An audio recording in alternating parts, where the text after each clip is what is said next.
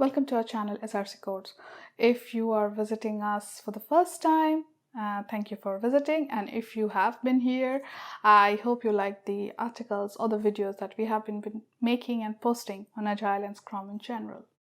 If you've read the 2020 version of the Scrum Guide, then you'll know what I'm talking about. And if not, I'm here to share my thoughts with you.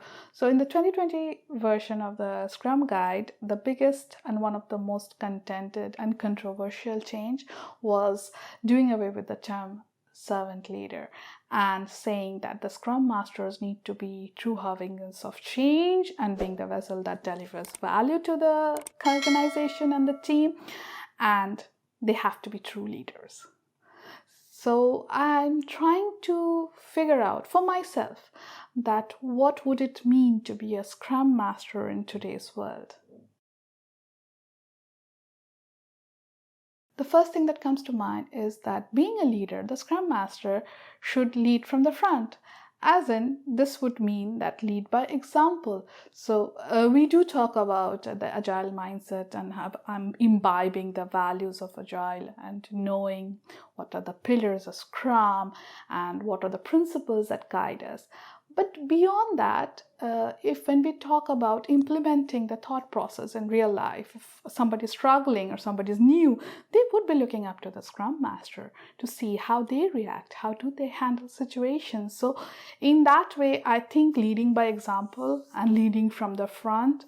So if somebody needs to know more about Scrum, they would be looking up to the Scrum Master. If somewhere the team is deviating from what Scrum suggests, it would be the Scrum Master who will be stepping in. So leading from the front, leading by example, that's the first thing that a Scrum Master should aspire to do.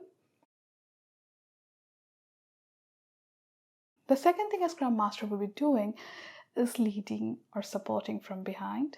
That is removing impediments. Now this has not changed. The Scrum Master always has and will be the person who detects and senses what the team needs and what impediments are stopping them from achieving the most effective or efficient version of the team, and ensuring that the team can work and focus on the task at hand in that sprint without being bothered by any impediments.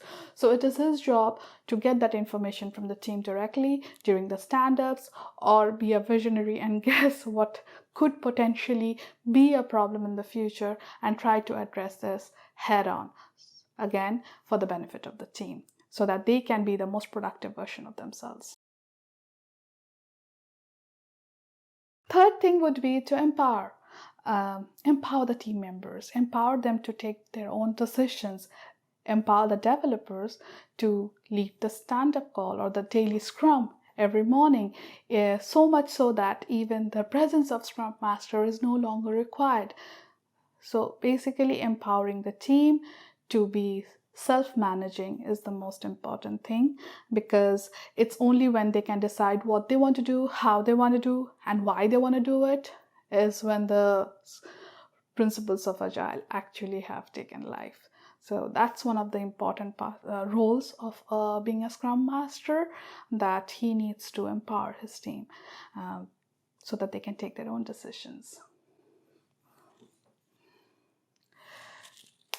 After saying this, I just realized that Jeff Sutherland did make a comment that he doesn't want Scrum Masters who do not lead and developers who make their decisions without furthering the goals of the project. So when I said empower the team, it means that of course it serves the sprint goal and it furthers the progress towards the product goal of the product backlog. So yes, of course, with due respect, empower the team, see that they follow the practices and rules, that are the structures that have been set up. But then at the end of the day, if the work that we do, the decisions that we make are serving the product goal. This one probably is more difficult for a person that's to sit back and see the team discover for themselves. So instead of saying providing the solution directly, helping the team or enabling the team on a path of self-discovery. So directly, this is very important for a Scrum Master to do, so that the team, at the end of the day, we are trying to make the team self-managing and to work together. And it's very important that we let them figure it out on their own. Of course, subtle redirecting of efforts, to put it politely, can be done, or in showing them, leading them in the direction of a solution is great. But at the end of the day, the team needs to figure out. And so if it means that they need to struggle or discuss more, collaborate more, open up, state their problems, I think the Scrum Master at times does need to ask those questions that would lead them to the answer, but not answer those questions for them, for the team.